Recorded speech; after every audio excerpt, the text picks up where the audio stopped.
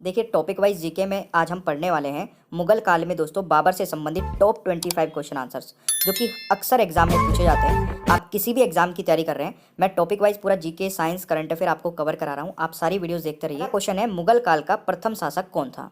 तो यहाँ पर आप फोटो देख पा रहे हैं, ये बाबर की फोटो है दोस्तों। और मुगल काल का जो प्रथम शासक था वो बाबर ही था, यानी कि ऑप्शन ए राइट आंसर हो जाएगा क्वेश्चन नंबर 1 का। दूसरा क्वेश्चन आता है मुगल काल का अंतिम शासक कौन था। तो प्रथम और अंतिम दोनों एग्जाम में आते हैं। तो इस क्वेश्चन का दोस्तों राइट आंसर रहेगा बहादुर शाह द्वितीय। ठीक है, इसको दोस्तों बहादुर शाह जफर भी कहा जाता है। तो मुगल काल का अंतिम शासक बहादुर शाह द्वितीय या बहादुर शाह जफर, जो भी एग्जाम में दिया जाए। तो दूसरे क्वेश्चन का राइट आंसर आपका सी हो जाएगा। दोस्तों तीसरा क्वेश्चन बहुत बार एग्जाम में रिपीट हो चुका है, बाबर का मकबरा कहाँ पर है। तो इसके पीछे एक अलग ही कहानी है, वो भी मैं बताऊंगा। देखिए बाबर का जो मकबरा है वो कहाँ पर है दोस्तों, ये है काबुल अफगानिस्तान में। देखिए बाबर की जो मृत्यु हुई थी आगरा में। ठीक है, फिर आगरा में ही दफना दिया गया था, लेकिन बाबर की इच्छा थी कि उनको काबुल में दफनाया जाए। तो फिर बाद में दोस्तों मतलब आगरा से इनको ले जाकर काबुल में दफनाया गया था। ठीक है, इनकी इच्छा के अनुसार। तो इन्हें काबुल लाकर दफना दिया गया था। तो ये है दोस्तों स्टोरी, तो ये आप याद रख सकते हैं। तो बाबर का जो मकबरा है वो काबुल अफगानिस्तान में है, बी राइट आंसर हो जाएगा क्वेश्चन नंबर 3 का। क्वेश्चन नंबर 4 है बाबर ने भारत पर कितनी बार आक्रमण किया था। देखिए बाबर ने दोस्तों 1519 ईस्वी से लेकर के 1526 ईस्वी तक 5 बार आक्रमण किया। ठीक है, तो ये आपको याद रखना है, भारत पर कितनी बार आक्रमण किया था इसने, 5 बार। तो राइट आंसर हो जाएगा डी क्वेश्चन नंबर 4 का। चलिए पांचवा क्वेश्चन आता है घाघरा का युद्ध कब हुआ था। मेरे प्यारे दोस्तों घाघरा का जो युद्ध है वो 1529, इसकी पूरी डेट अगर मैं बताऊं तो 6 मई, ठीक है, 1529 में हुआ था। तो राइट आंसर डी हो जाएगा क्वेश्चन नंबर 5 का। देखिए बाबर और अफगानों के मध्य लड़ा गया था ये युद्ध, और महमूद लोदी और नुसरत शाह की संयुक्त सेना में बाबर के बीच घाघरा युद्ध की यह विशेषता थी कि ये जल और थल दोनों पर लड़ा गया था, यानी कि ये जमीन पर भी और पानी पर दोनों में लड़ा गया था। और ये क्वेश्चन भी बनता है एग्जाम में। ठीक है, तो ये इंपॉर्टेंट है दोस्तों, राइट आंसर डी हो जाएगा। छठा क्वेश्चन क्या कह रहा है, बाबर का उत्तराधिकारी कौन था। तो देखिए बाबर का जो उत्तराधिकारी था वो कौन था दोस्तों, हुमायूं। यानी कि इस क्वेश्चन का राइट आंसर ऑप्शन ही हो जाएगा। मैं आपको बताता हूँ 26 दिसंबर 1530 को दोस्तों बाबर की मृत्यु हो गई थी। ठीक है, 26 दिसंबर 1530 में। और मृत्यु के बाद दोस्तों क्या हुआ था, 29 दिसंबर, ठीक है, 3 दिन बाद ही 1530 को 23 साल की उम्र में हुमायूं सिंहासन पर बैठ गया था। तो ये आपको पॉइंट नोट कर लेना है। ठीक है, चलिए तो इसका राइट आंसर ऑप्शन ही हो जाएगा क्वेश्चन नंबर 6 का। सेशन पसंद आ रहा है दोस्तों, अगर आप चाह रहे हैं कि इसी प्रकार से आपको हर एक टॉपिक को कवर करा दिया जाए तो प्लीज़ आप इस वीडियो को लाइक करिए और कमेंट बॉक्स में कमेंट करके भी बताइएगा वीडियो आपको कैसी लगी। अपने दोस्तों को भी शेयर कर सकते हैं। 7वां क्वेश्चन है मुगल वंश की नींव किसने रखी। तो जब पहला शासक मैंने बताया कि बाबर है, तो इसका मतलब मुगल वंश की जो नींव है, नींव रखी थी दोस्तों, वो भी बाबर ने रखी होगी, यानी कि इस क्वेश्चन का राइट आंसर ए हो जाएगा। ऑलराइट, चलिए 8वां क्वेश्चन क्या कह रहा है कि बाबर ने किस युद्ध के पश्चात मुगल वंश की स्थापना की थी। वेरी वेरी इंपॉर्टेंट क्वेश्चन है ये। जितने भी वेरी वेरी इंपॉर्टेंट बोलता हूँ उनको जरूर नोट कर लिया करें। तो दोस्तों ये रखी थी पानीपत के प्रथम युद्ध के बाद, यानी कि राइट आंसर भी हो जाएगा। ठीक है, याद रखिएगा दोस्तों। चलिए अगला क्वेश्चन हमारा क्या कहता है, बाबर का जन्म कहाँ हुआ था। दोस्तों बाबर का जन्म कहाँ हुआ था, तो ये हुआ था दोस्तों, अगर आपको पता है कमेंट बॉक्स में बता सकते हैं, बाकी इसमें ऑप्शन में दिया गया है आनंदी झान। ठीक है, इसको फरगना उज्बेकिस्तान भी कहा जाता है, यानी कि इस क्वेश्चन का जो राइट आंसर रहेगा वो भी हो जाएगा। कब हुआ था, तो ये हुआ था 14 फरवरी 1483 में। ठीक है, 1483 में। तो ये पॉइंट भी आप लोग जरूर नोट कर लेना। हमारा 10वां क्वेश्चन आता है बाबर ने किस भाषा में अपनी आत्मकथा लिखी। तो जल्दी से बताइएगा इस क्वेश्चन का राइट आंसर क्या रहेगा। बिल्कुल सही है, तुर्की भाषा में, चगताई तुर्की भी इसको बोला जाता है, यानी कि सी राइट आंसर हो जाएगा इस क्वेश्चन का सही उत्तर। ठीक है भाई, 11वां क्वेश्चन आता है पानीपत का प्रथम युद्ध किसके बीच हुआ था। देखिए पानीपत का जो प्रथम युद्ध है दोस्तों वो 1526 ईस्वी में लड़ा गया था, और ये दोस्तों किसके बीच में लड़ा गया था, बाबर तथा इब्राहिम लोदी के बीच में। यानी कि 11वें क्वेश्चन का जो राइट आंसर रहेगा दैट इज ऑप्शन ए, याद रखिएगा। अच्छा, बाबर ने इस युद्ध में तुलगमा युद्ध नीति अपनाई थी और तोपखानों का प्रयोग किया था। ठीक है, ये कई बार इंपॉर्टेंट पॉइंट है दोस्तों, नोट कर लेना।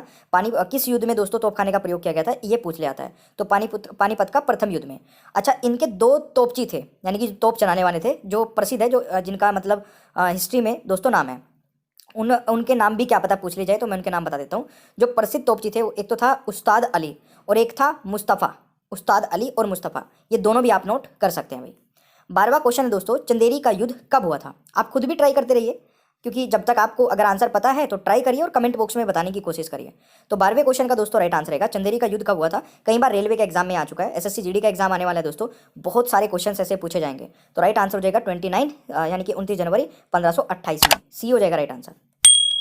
13वां क्वेश्चन आता है, उस्ताद अली और मुस्तफ़ा बाबर के क्या थे? मैंने अभी बताया क्या थे दोस्तों, ये थे निशानेबाज यानी कि तोपचे। बहुत बार मतलब एग्जाम में पूछे भी जा चुके हैं, आगे भी पूछे जा सकते हैं, इसलिए मैंने सारे इंपॉर्टेंट क्वेश्चंस को कवर किया है। ऑप्शन हो जाएगा ए राइट आंसर। क्वेश्चन नंबर 14 है दोस्तों, बाबरनामा का फारसी में अनुवाद किसने किया था? ये बताइए, बाबरनामा का फारसी में अनुवाद दोस्तों किसने किया था? ये किया था अब्दुल रहीम खाने खाना ने। ठीक है, राइट आंसर क्या हो जाएगा? सी हो जाएगा। बहुत बार एग्जाम में आता है ये वाला क्वेश्चन भी। क्वेश्चन नंबर 15 है, उदारता के कारण बाबर को किस नाम से जाना जाता था? तो देखिए उदारता के कारण दोस्तों बाबर को जाना जाता था कलंदर के नाम से, यानी कि सी राइट आंसर हो जाएगा। अच्छा, क्यों जाना जाता था? देखिए बाबर ने प्रत्येक काबुल निवासी को एक एक चांदी का सिक्का उपहार रूप प्रदान किया था, और अपनी इसी उदारता के कारण उन्हें कलंदर की उपाधि दी गई थी। ठीक है, तो कई बार अगर आपसे पूछा जाए कि कलंदर की उपाधि क्यों दी गई थी, इन्होंने सभी काबुल निवासियों को एक एक चांदी का सिक्का दिया था। ठीक है, चलिए ऑप्शन हो जाएगा सी राइट आंसर। क्वेश्चन नंबर 16 आता है, किस युद्ध में बाबर ने तुलगमा युद्ध नीति एवं तोपखाने का इस्तेमाल किया था? वेरी वेरी इंपॉर्टेंट क्वेश्चन, अभी बता के आ रहा हूँ ना, पीछे बताया तो जल्दी ट्राई करिए दोस्तों। ये कौन सा युद्ध था? अब डायरेक्टली आपसे ये नहीं पूछा जाएगा कि पानीपत का युद्ध कब हुआ था, ये बहुत पुराने क्वेश्चंस हो चुके हैं। कुछ इस प्रकार से क्वेश्चंस पूछे जा सकते हैं। तो दोस्तों पानीपत का प्रथम युद्ध के दौरान ये कई बार तो यही पूछा जाता है कि कौन सी नीति का उपयोग किया गया था पानीपत के प्रथम युद्ध में, तो तुलगमा युद्ध नीति का। ठीक है, तोपखानों का भी इस्तेमाल इसी में हुआ था। ठीक है भाई, क्वेश्चंस का लेवल अच्छा लग रहा है तो लाइक का बटन दबाते रहिए। 17वां क्वेश्चन है, खानवा का युद्ध किसके बीच हुआ था?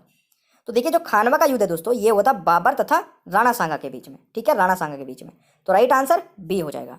देखिए इस युद्ध को दोस्तों बाबर ने जिहाद यानी कि धर्म युद्ध की संज्ञा दी, और युद्ध में जीतने के बाद उसने गाजी की उपाधि धारण की थी। ये भी बहुत इंपॉर्टेंट है। ठीक है, किस युद्ध के बाद गाजी की उपाधि धारण की थी, ये क्वेश्चन बन जाता है। ठीक है, तो ये आपको याद रखना है भाई। ठीक है, चलिए अगला क्वेश्चन आपका 18वां क्वेश्चन है, बाबर ने भारत पर पहला आक्रमण किसके विरुद्ध किया था? तो बाबर ने जो पहला आक्रमण किया था दोस्तों भारत पर, वो किसके विरुद्ध किया था? तो ये क्या था? यूसुफ जाइयो के विरुद्ध 1519 ईस्वी में। तो राइट आंसर बी हो जाएगा 18वें क्वेश्चन का राइट आंसर, ये आपको याद रखना है। देखिए इसका जो 5वां आक्रमण था दोस्तों, वो पानीपत के प्रथम युद्ध के रूप में परिवर्तित हो गया था। ये भी पॉइंट है नोट करने वाला। बाबर को भारत पर आक्रमण करने का निमंत्रण पंजाब के शासक दौलत खान लोधी और मेवाड़ के शासक राणा सांगा ने दिया था। ये भी इंपॉर्टेंट पॉइंट है। निमंत्रण किसने दिया था? तो पंजाब के शासक थे दौलत खान लोधी और मेवाड़ के शासक थे दोस्तों राणा सांगा, इन्होंने निमंत्रण दिया था। तो ये भी पॉइंट इंपॉर्टेंट है, नोट कर लेना। अगला क्वेश्चन आता है, बाबर की आत्मकथा को किस नाम से जाना जाता है? तो बाबर की आत्मकथा को दोस्तों जाना जाता है तुजुक ए बाबरी। ठीक है, या फिर बाबरनामा, ये दोनों ही एग्जाम में आ जाते हैं। तो राइट आंसर ऑप्शन ए हो जाएगा 19वें क्वेश्चन का सही उत्तर। और बाबर ने इसमें अपने जीवन की अनेक घटनाओं को विस्तार में लिखा है, ये भी नोट कर लेना। 20वां क्वेश्चन है, बाबर का पूरा नाम क्या था? दोस्तों बाबर का पूरा नाम, तो पूरा नाम क्या था? जहीरुद्दीन मोहम्मद बाबर, यानी कि राइट आंसर डी हो जाएगा क्वेश्चन नंबर 20 का।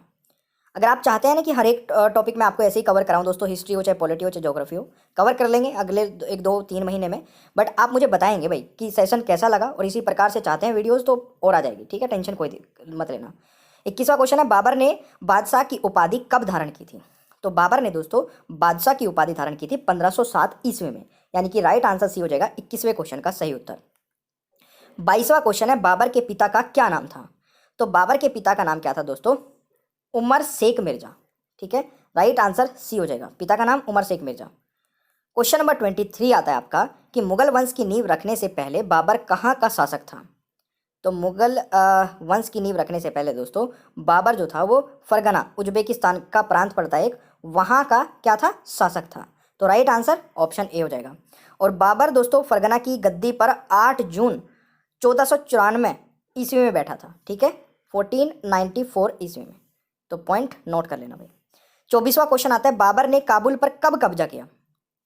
बाबर ने काबुल पर कब कब्जा किया? तो 1504 में। तो राइट आंसर बी हो जाएगा 24वें क्वेश्चन का।